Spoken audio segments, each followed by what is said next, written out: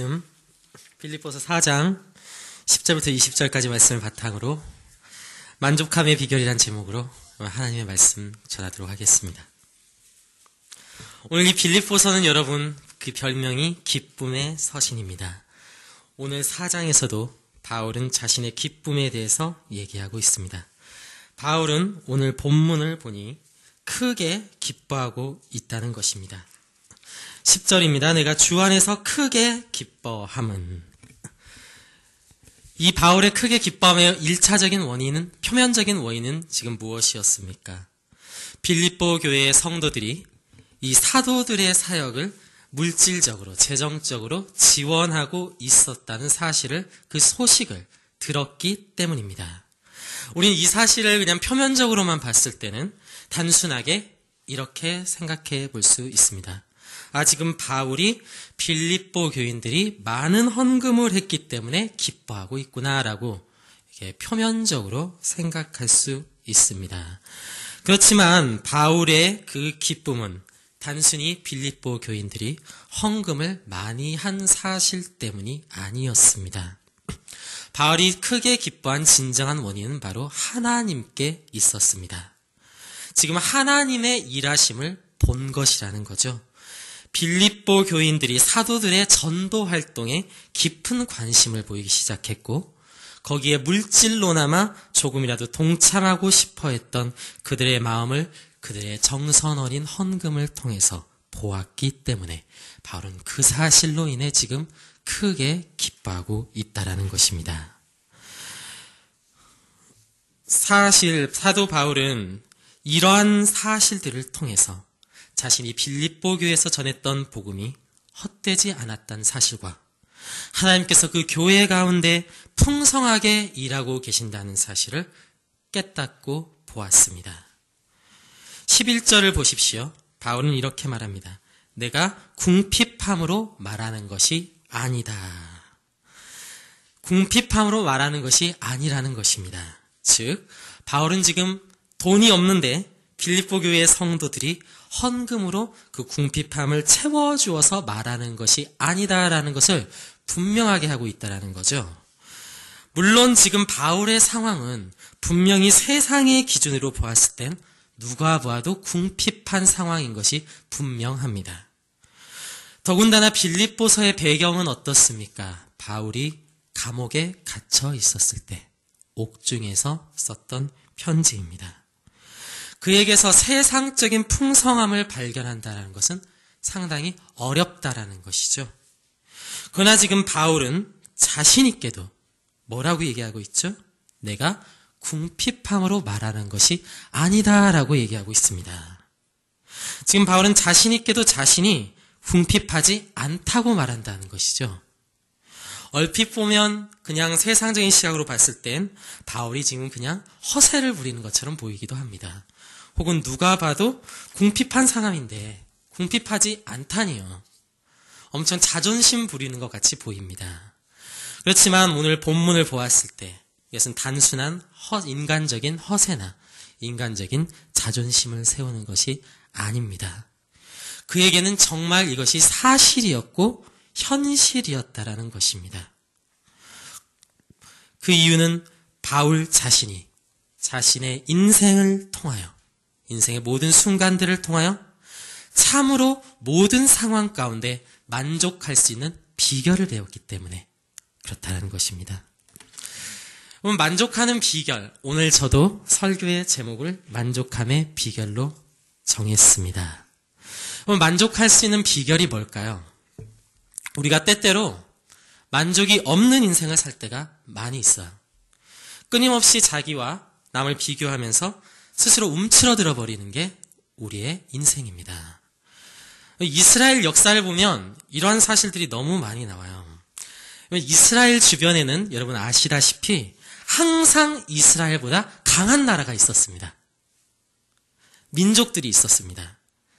구약에서만 봐도 이집트라든지 페르시아라든지 바벨론이라든지 하는 당대의 대제국들이 항상 이스라엘 주변에 있었어요. 신약에 와서는 로마가 있었죠. 여러분, 우리 성도들 주변에도 항상 바벨론이 있습니다. 이제 좀 힘 좀 키웠다고 생각하고 있는데 언제나 내 주변 나보다 힘이 센 이집트가 떡하니 버티고 있어요.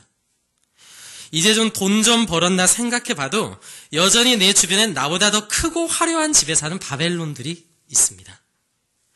이제 좀 어깨 좀 피고 사나 생각해보지만 여전히 주변의 로마는 나에게 갑질을 하고 있어요.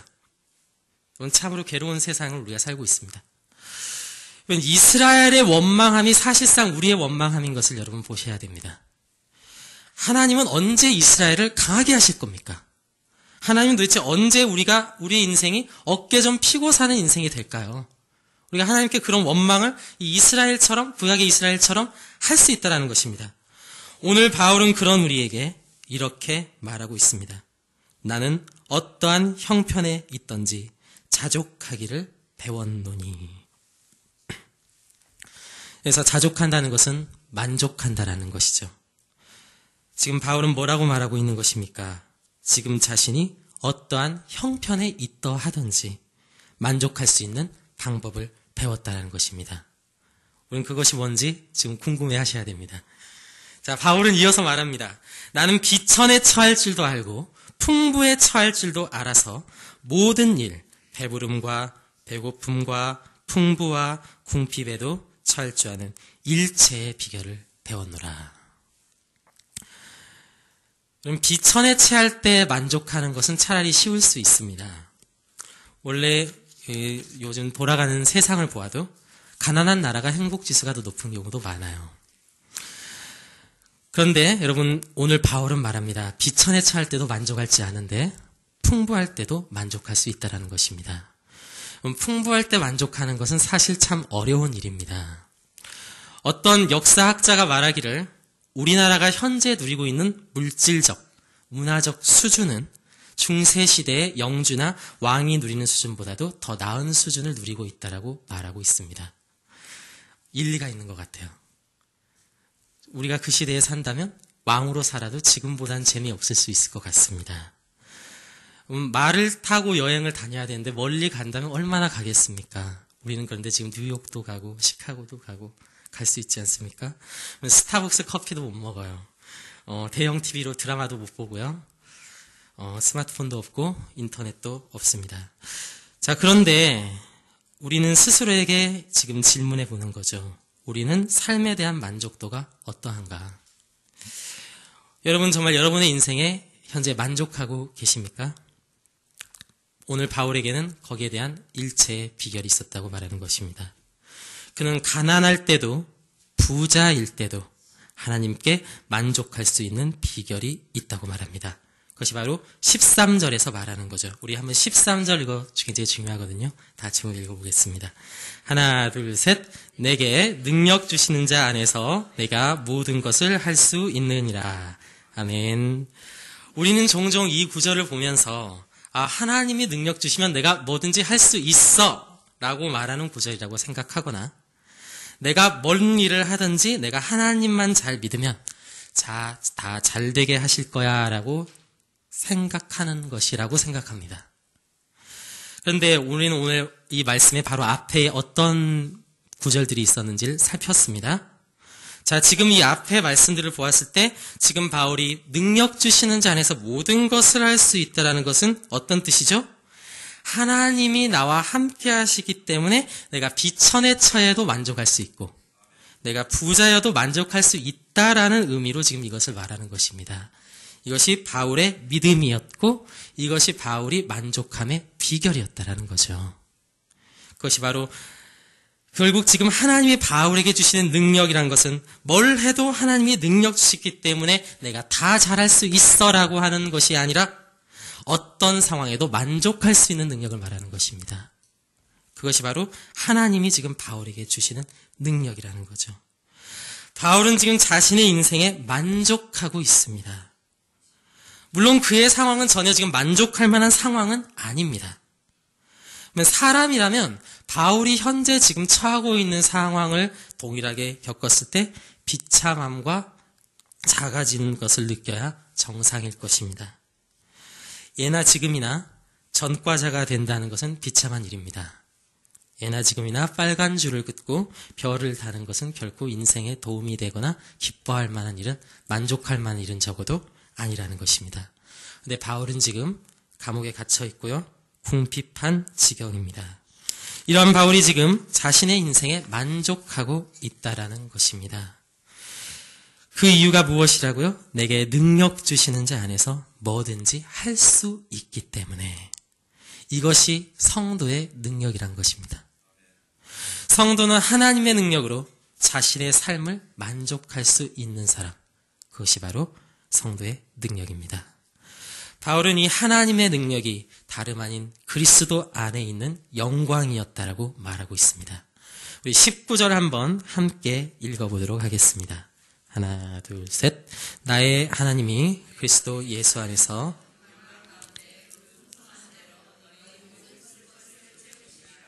아멘.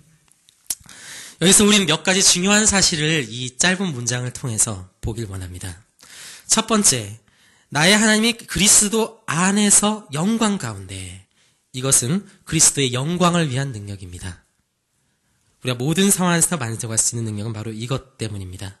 오늘 빌립보 교인들, 바울을 비롯한 사도들을 위해 기꺼이 헌금을 했습니다. 16절을 보니까요, 그들이 한 번뿐만이 아니라 2번이나 바울이 쓸 것을 보냈다고 말합니다. 바울은 이러한 헌금을 통해서 그들 안에 있는 무엇을 보았습니까? 복음의 능력을 보았습니다. 바울이 감동한 것은 그들이 헌금을 냈다는 그 사실 자체가 아니라 그들이 지금 이 사도들이 복음을 가르치고 전하는 일에 참여하길 원한다는 것, 거기에 깊은 관심을 가지고 있다는 것, 거기에 기꺼이 동참했다라는 그 사실에 깊은 감동을 받았습니다. 14절을 보십시오. 그러나 너희가 내 괴로움에 함께 참여하였으니 잘하였도다. 그들은 바울의 괴로움에 함께 참여한 것입니다. 이 괴로움에 참여했다라는 말을 볼 때, 또한 당시의 역사적 상황을 보았을 때, 지금 빌립보 교인들도 사실은 풍족한 상황이 아니라는 것을 우리는 알 수 있습니다. 그럼에도 불구하고 그들이 풍족하지 않은 상태였음에도 불구하고 그들은 기꺼이 바울의 복음의 사역을 지원함으로써 그 고난에 동참했다는 것이죠. 그것이 바로 너희가 나의 괴로움에 함께 참여했다라는 말의 의미일 것입니다. 자신의 어려움과 손해봄에도 불구하고 기꺼이 이 복음의 고난에 동참하는 것, 이것이 바로 복음이 가진 아주 중요한 능력이라는 것입니다. 복음의 능력은 저와 여러분을 하나님의 영광을 위하여 기꺼이 모든 상황 가운데 참여하게끔 하는 것입니다. 그 귀함을 알기 때문에 그런 것입니다. 둘째, 오늘 하나님께서는 영광 가운데 그 풍성한 대로 너희 모든 쓸 것을 채우신다고 말합니다. 하나님은 항상 풍성하게 주신다는 거 여러분 아멘이십니까? 18절에 말합니다. 내게는 모든 것이 있고 또 풍부한지라. 지금 바울은 빌립보 교인들의 헌금을 통해서 자신이 풍성해졌다고 말하고 있습니다. 어떻게 보면 이건 굉장히 과장된 것처럼 보입니다. 빌립보 교회는 여러분 대형 교회가 아닙니다. 어려운 교회고요. 이제 막 선교의 초창기, 초대교회에 속해 있던 이제 막 이방인들의 교회였습니다. 여러분 그들이 돈을 보내면 얼마나 보낼 수 있었을까요? 많은 양은 아니었을 것입니다. 그런데 바울은 지금 그 헌금으로 인해서 자신이 풍성해졌다라는 것입니다. 그뿐만 아니라 그 헌금을 보낸 너희들도 풍성해졌다라는 것입니다. 그렇다면 우린 여기서 이 풍성함이라는 것이 단순히 액수의 문제가 아니라는 것을 우린 알 수 있습니다. 세상을 살다 보면 그렇습니다. 가난한 자라도 만족하고 사는 사람이 있고 부자라도 만족하지 못하는 인생이 있습니다. 우리가 1억 원을 가졌더라고 그게 내가 잘나서 벌었다 라고 생각한다면 그것은 하나님께 감사할 것이 없습니다. 왜냐하면 그건 내 능력이고 내가 받아야 될 온당한 대가이기 때문에 그렇습니다. 그렇지만 여러분 단돈 1,000원이라도 할지라도 하나님이 주셨다라고 생각하면 그것은 감사한 것입니다. 우리가 말로는 모든 것이 하나님의 은혜라고 말하면서도 때때로 얼마나 그것이 나의 능력으로 나의 잘남으로 해낸 것이라고 생각하는 경우가 얼마나 많습니까? 결국 그것이 우리를 만족하지 못하게 한다는 것입니다. 그러나 하나님께 받는 사람, 모든 것을 은혜로 받는 사람들은 항상 만족하게 되어 있습니다. 왜입니까? 자신은 어차피 아무것도 가진 것이 없기 때문에 하나님이 채워주는 만큼 더욱더 감사하다는 거죠. 오늘 바울의 풍성함의 비결, 이것은 액수의 문제가 아니었습니다. 이것은 풍성하신 하나님께서 지금 내 삶을 풍성하게 채우고 계시다는 믿음의 문제인 것입니다. 우리는 때때로 풍성함에 대해서 오해하곤 합니다. 풍성함을 세상의 기준으로 보는 것이죠. 우리는 많이 주면 풍성한 것, 적게 주면 부족한 것으로 생각합니다. 그러나 하나님의 관점을 가진 사람들, 즉 오늘 바울과 같은 관점을 가진 사람, 참된 성도들의 기준은 다르다는 것입니다. 참된 성도의 풍성함의 기준은 자기 자신이 아니라 하나님이 기준이 됩니다. 그래서 중요한 것은 하나님의 풍성함은 물질의 크기에 좌우되는 것이 아니라 물질의 많고 적음이 아님 그것을 통하여 하나님의 영광이 얼마나 크게 드러나느냐에 따라서 그 풍성함이 그리고 풍성하지 않은 것이 좌우된다는 것입니다. 여러분, 아무리 돈이 많다고 할지라도 그것이 하나님의 영광의 풍성함을 가릴 때도 있습니다. 그러나 아무리 가난하더라도 그것을 통해서 오히려 하나님의 영광을 풍성하게 드러낼 수 있습니다. 하나님이 주신 것 안에서 그렇다는 거죠. 많은 그리스도인들이 착각합니다.